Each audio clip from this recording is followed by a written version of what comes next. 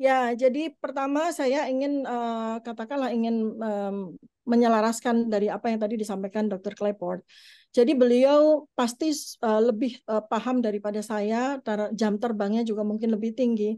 Tapi ada koinsiden-koinsiden dalam kehidupan saya. Mengapa saya juga jadi sangat memahami apa yang disampaikan oleh beliau, walaupun mungkin tadi saya baru sepintas, tapi sudah langsung dapat.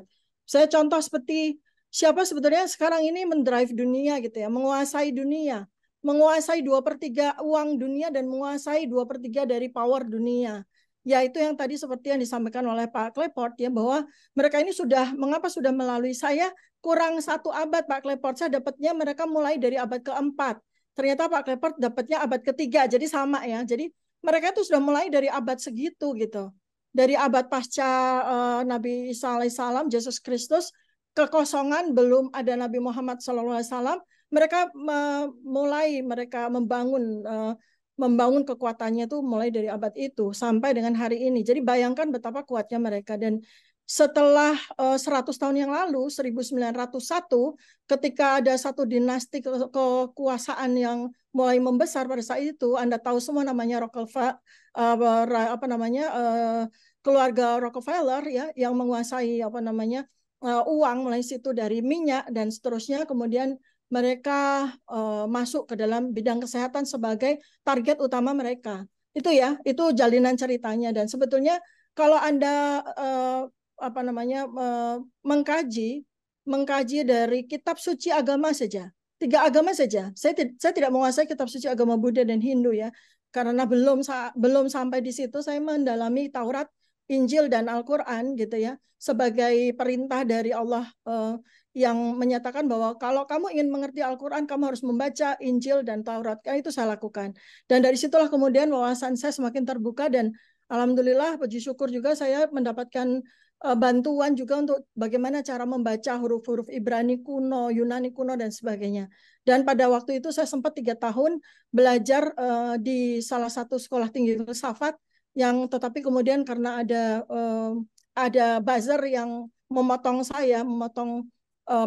hubungan saya dengan sekolah tinggi filsafat tersebut, maka ya sementara ini saya sedang diamkan saja. Tapi di situ saya juga mendapatkan pemahaman betul tentang bagaimana memahami dan membaca kitab Bible gitu ya. Jadi itu yang kemudian menjadi dasar bagi saya bahwa betul Pak Clayport, bahwa kekuatan yang sudah mereka himpun ini itu nggak bisa kalau nggak kita lawan dengan kekuatan spiritualitas. Itu saya sangat setuju. Dan ini nggak bisa cuma mengandalkan satu agama saja. Yang kebetulan menjadi agama saya saat ini, agama Islam, 89% nggak bisa. Karena agama Islam juga menjadi sasaran untuk dipecah belah seperti Anda sekarang. Seperti yang kita alami sekarang gitu ya. Jadi itu saya sangat setuju bahwa kalau kita ingin melawan kekuatan ini, maka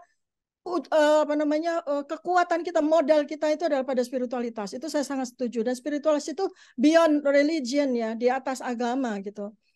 Kenapa kita mesti bilang bahwa kita mesti melawan dengan spiritualitas? Karena yang kita lawan itu, yang kekuatan yang mulai dari abad ketiga, abad keempat itu adalah kekuatan yang kemudian mereka menempatkan diri mereka itu sebagai God players, pakai S ya, karena mereka bukan satu orang saja, ya. Itulah yang saya sebut, kalau Anda mungkin menggunakan istilah elit global ya, saya menggunakan istilah God players. Kenapa saya bilang God players, pemain Tuhan?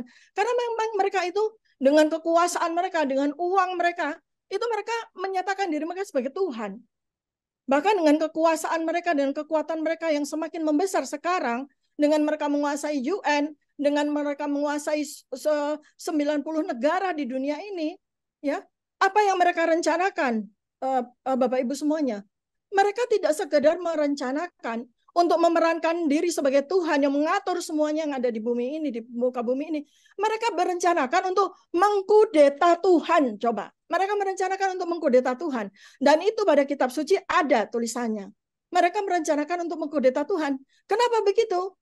Karena pada saat Tuhan menciptakan ras manusia Adam sebagai pewaris bumi ini, di situ mereka protes. Kami paling hebat.